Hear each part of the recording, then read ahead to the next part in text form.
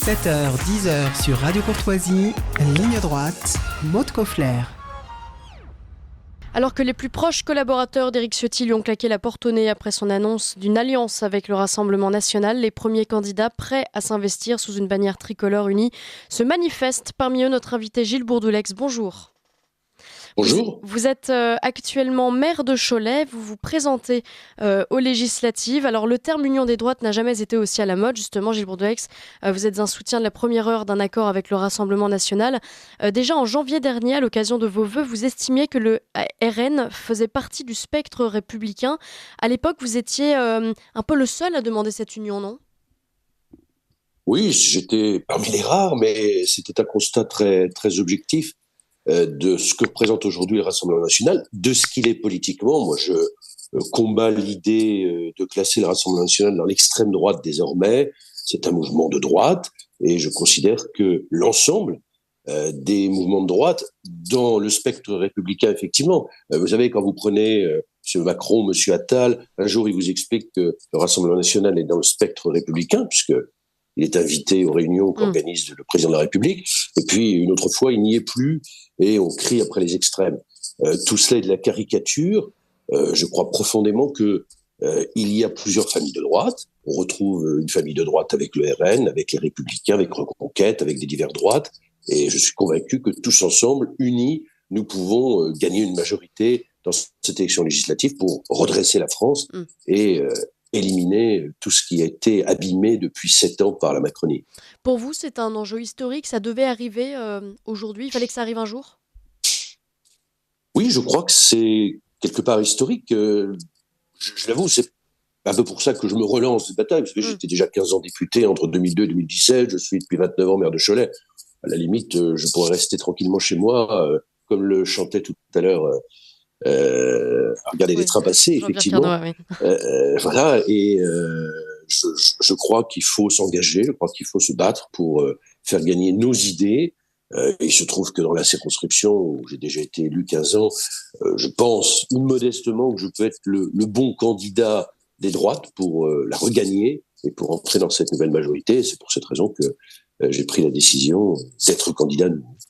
Alors, cette alliance, cette annonce d'Éric Ciotti a provoqué une véritable fronde au sein du parti. Est-ce que vous ne craignez pas que dans votre circonscription, justement, les républicains, j'allais dire dissidents, présentent eux aussi un candidat, en tout cas, ou même d'un autre parti d'ailleurs, qui n'est pas pour cette union ? Est-ce que vous ne craignez pas cette possibilité ? Nous verrons.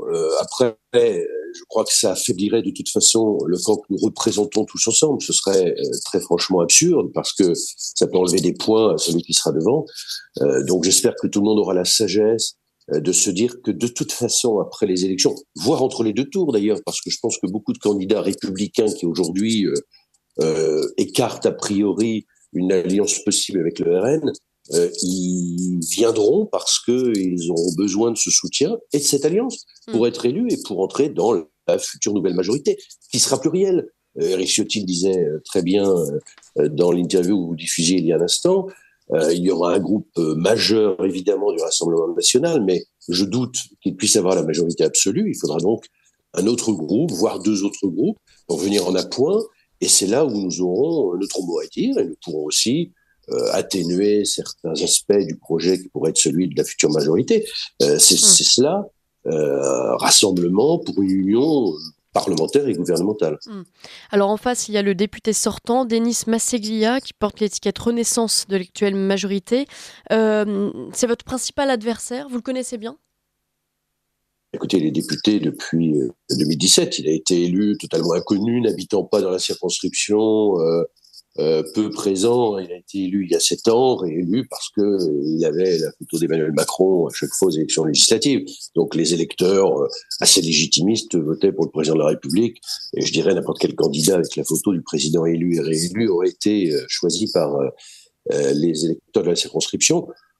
Là, après, je crois qu'il est temps qu'on tourne la page dans cette circonscription et surtout qu'on s'inscrive dans la future majorité et que l'on mette de côté, alors à la fois le risque de la NUPES qui revient. D'ores et déjà, la NUPES a ils n'ont pas annoncé attendu, un candidat commun. Moi, j'avoue que ça me fait un peu sourire les cris de vierge effarouchée de certains LR, parce qu'on pourrait avoir un rapprochement avec le Rassemblement national, qui, je le répète, est tout à fait dans le spectre républicain, et que je vois des sociodémocrates très respectables, et j'en connais sur le terrain dans ma ville et dans le territoire que je préside en tant que président de l'agglomération, et qui aujourd'hui se retrouvent alliés avec LFI, qui a quand même, pendant toutes les élections européennes, été quasiment le parti allié. Cette fois, c'est une vraie alliance avec le Hamas, dans un discours antisémite insupportable. Et ils n'ont pas peur aujourd'hui de faire des candidats communs pour sauver leur siège ou pour en gagner. Donc, il y a deux dangers, à mon sens, dans cette élection législative. C'est effectivement un maintien de la majorité macroniste et bien évidemment l'arrivée d'une majorité extrêmement dangereuse, particulièrement parce qu'il y a dans cette majorité LFI. C'est ce que disait effectivement Éric Ciotti, qui désigne le nouvel ennemi, en fait, le nouvel adversaire, qui n'est plus Marine Le Pen ou le Rassemblement national d'avant, mais en tout cas aujourd'hui Jean-Luc Mélenchon. Je vous le disais tout à l'heure, il y a eu donc une fronde chez les Républicains, il y a eu la constitution d'un bureau politique dissident qui a appelé à la destitution d'Éric Ciotti, à une co-gouvernance avec des Républicains, Annie Genevard, François-Xavier Bellamy. Il y avait des personnalités auxquelles on ne s'attendait pas tellement, Nadine Morano par exemple. Vous vous attendiez à ça ? Je me doutais qu'il y aurait des tensions, mais ce cinéma, ce théâtre qu'on a vécu depuis 24 heures, je trouve ça très déplorable parce que c'est entrer dans le piège tendu par M. Macron, qui fait une dissolution complètement ahurissante dans la précipitation. Je rappelle que dans quelques semaines, nous avons les Jeux Olympiques en France. Ouais. Il y aura certainement une nouvelle majorité au mois de juillet, il y aura un nouveau ministre de l'Intérieur, un nouveau ministre des Sports, ils seront en charge des Jeux Olympiques 15 jours après. Je trouve que c'est complètement fou d'avoir fait cette dissolution. Mais pourquoi l'a-t-il fait maintenant et qu'il n'a pas attendu en sachant qu'on dirait à un moment ou à l'autre que ça allait arriver? Et il l'a fait maintenant pour mettre tout le monde en difficulté. D'abord parce que il est très compliqué dans ce court délai de bâtir un vrai programme commun de gouvernement, particulièrement entre les candidats issus de la droite et RN, qu'on va rester sur des grandes lignes. Il faudra ensuite avancer dans un projet très rapidement après les élections. Et puis parce que aussi, il savait qu'il y aurait ces tiraillements, qu'il y aurait ces rapprochements entre les partis de gauche, et puis forcément dans le camp de la droite, qui pour lui est le plus dangereux. Et il a provoqué tout cela. Et les responsables républicains sont tombés dans le piège. Ensuite, chacun aussi s'aligne. Quand vous voyez M. Wauquiez s'agiter autour de ce projet, mais c'est très simple, parce que s'il y a une union entre RN et LR très claire, il risque de ne pas pouvoir se présenter au présidentiel en 2027. Sauf qu'il peut se présenter au présidentiel en 2027 s'il veut. Toutes les études d'opinion aujourd'hui le placent entre 5 et 6%. Bon, déjà 5%, moi il sera remboursé de ses frais, contrairement à Mme Pécresse en 2022. C'est déjà un plus. Mais enfin bon, c'est pas comme ça qu'on est élu président de la République. Donc chacun mène son jeu personnel au détriment de la France. Je crois que le jeu de la France aujourd'hui, Éric Ciotti le rappelait, c'est de gagner avec l'union des droites pour redresser notre pays après ces 7 années de macronisme, et je pourrais ajouter les 5 années de M. Hollande, d'ailleurs, auxquelles a participé M. Macron, et puis aussi la non-tenue de certaines promesses de M. Sarkozy dans son mandat précédent. Alors Gilles Bourdouex, je voudrais vous faire réagir à un élément de langage que nous avons recueilli hier, juste avant le bureau politique initié par Annie Genevard. Je vous laisse écouter, il s'agit de Geoffroy Didier. On peut forcer quelqu'un à démissionner ? Nous le verrons. Nous le verrons. S'il faut le déloger même physiquement, nous n'hésiterons pas. Mais quels sont les physiquement ? S'il faut le déloger même physiquement, nous n'hésiterons pas, Gilles Bourdouex. Ça vous a fait réagir ?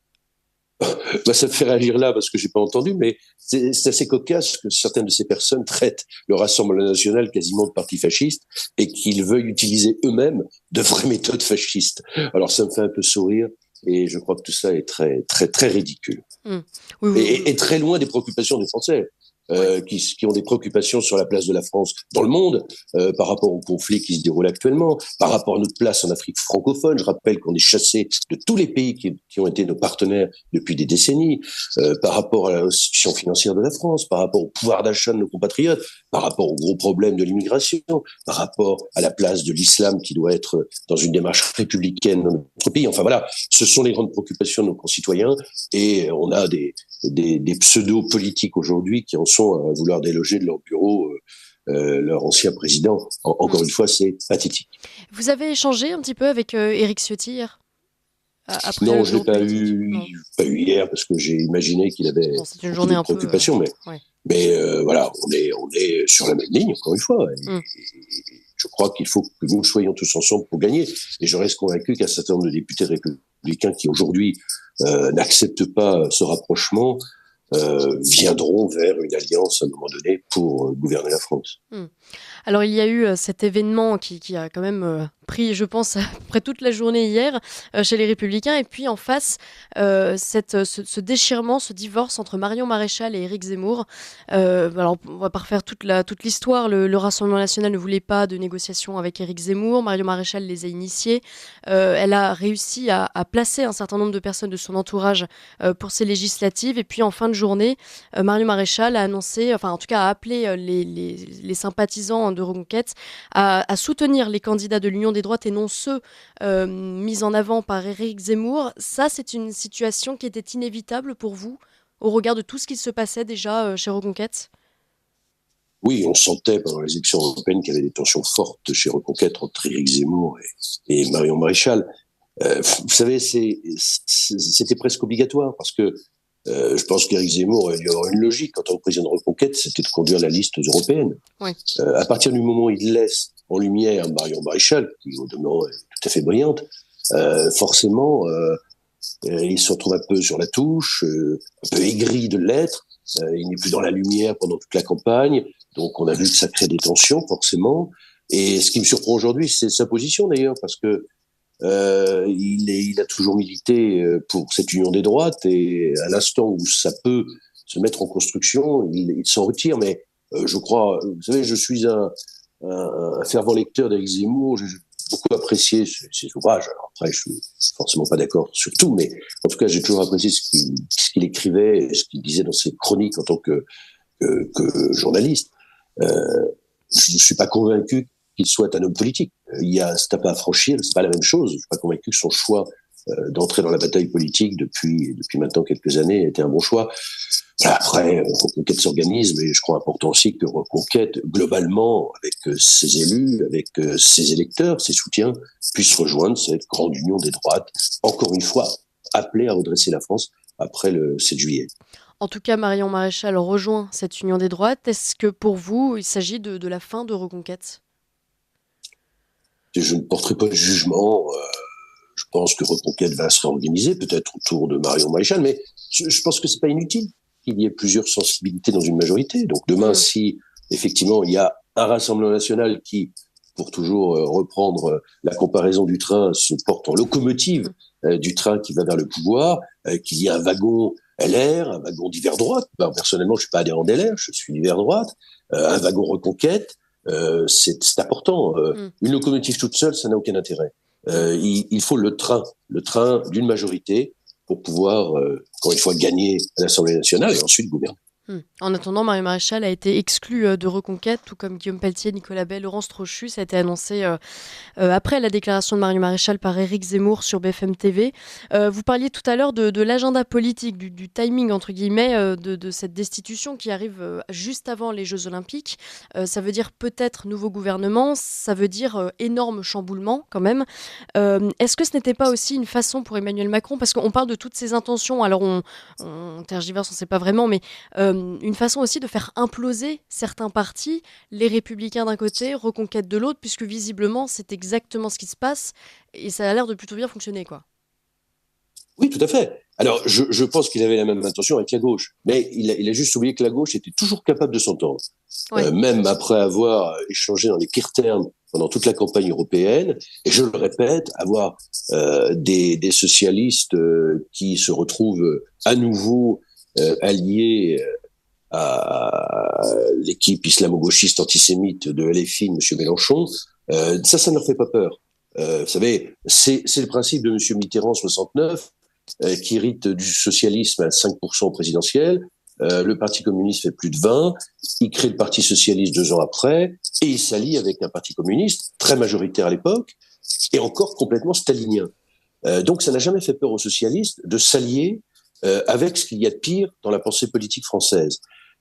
Et la droite, dont on a souvent dit qu'elle était la plus bête du monde en France, et je continue à le penser malheureusement, eh bien elle n'a pas été capable de trouver cette alliance, de trouver un terrain d'entente pour se dire avançons. Moi, vous savez, quand vous prenez mes déclarations au fil des années passées, j'ai toujours été totalement hostile à tout rapprochement avec le Front National de Jean-Marie Le Pen. J'ai aucun problème à le dire. Il y a des articles, il y a des écrits, il n'y a aucun souci. Aujourd'hui, ce n'est plus le Front National, c'est le Rassemblement National, c'est M. Bardella, c'est Mme Le Pen, et c'est M. Chenu, etc. Ce sont des personnes avec lesquelles on peut trouver un terrain d'entente pour construire un projet. Il y a des choses avec lesquelles je ne suis pas d'accord dans leur projet. Eh bien, chacun en discutera, et puis à un moment donné, il y aura une ligne qui sera fixée pour avoir une majorité, et demain, je l'espère, pour gouverner. Si cette alliance permet effectivement à cette union au Rassemblement national d'obtenir une majorité à l'Assemblée nationale, ça veut dire qu'il y aura un nouveau gouvernement, donc un Premier ministre, potentiellement Jordan Bardella. Est-ce que vous ne craignez pas une réponse violente dans la rue, comme on a pu le voir ces derniers jours? Alors là, c'est encore à une petite échelle, mais une espèce d'insurrection. On a vu que la France insoumise n'hésitait pas à appeler à l'insurrection. Est-ce que vous ne craignez pas que ça parte vraiment à volo, quoi? Malheureusement, on peut le craindre, parce que justement, nous avons une gauche qui, finalement, ne respecte pas la démocratie. Moi, j'aime rappeler historiquement que tous les régimes totalitaires du XXe siècle sont nés à gauche. Je me permets de le rappeler. Ils ne sont pas nés à droite. Le 19 juin, auprès du général de Gaulle en 1940, c'était des hommes et des femmes de droite qui étaient présents pour résister et pour redresser la France. Donc, avec la gauche, malheureusement, il y a toujours cette intolérance, ce rejet des éventualités d'un autre camp politique. Moi, vous savez, je me souviens, à mon âge, de 1981, où on craignait, avec l'élection de François Mitterrand, de voir les chars soviétiques dans les rues de Paris. Personne n'est allé manifester, personne n'est allé tout casser parce que il y avait des communistes au gouvernement. Il faut respecter la démocratie. Il y a des élections. Moi, quand on me montre du doigt en permanence le Rassemblement national, je rappelle que c'était dimanche dernier 32%. Ouais. C'est-à-dire presque un tiers des Français qui ont voté ont décidé de voter pour le Rassemblement national. Est-ce qu'il y a un tiers de fachos, de nazis ou je ne sais quoi? Arrêtons cette caricature absurde, totalement contraire à l'histoire d'ailleurs, parce que, excusez-moi, le fascisme en Italie, Mussolini était socialiste. Donc il y a un moment, il faut aussi rappeler les vérités historiques, et puis regarder ce qui se passe. Et bien évidemment, on a toujours le risque d'avoir des minorités battues qui vont aller essayer de faire un troisième tour dans la rue, mais il faudra être ferme, et surtout il faudra que les Français aussi s'unissent pour résister à ce type de dérive. Merci beaucoup Gilles Bourdelex. Je rappelle que vous êtes maire de Cholet, que vous êtes donc candidat aux législatives dans la 5e circonscription de Maine-et-Loire. Écoutez, bon courage pour cette union et à très bientôt sur notre antenne.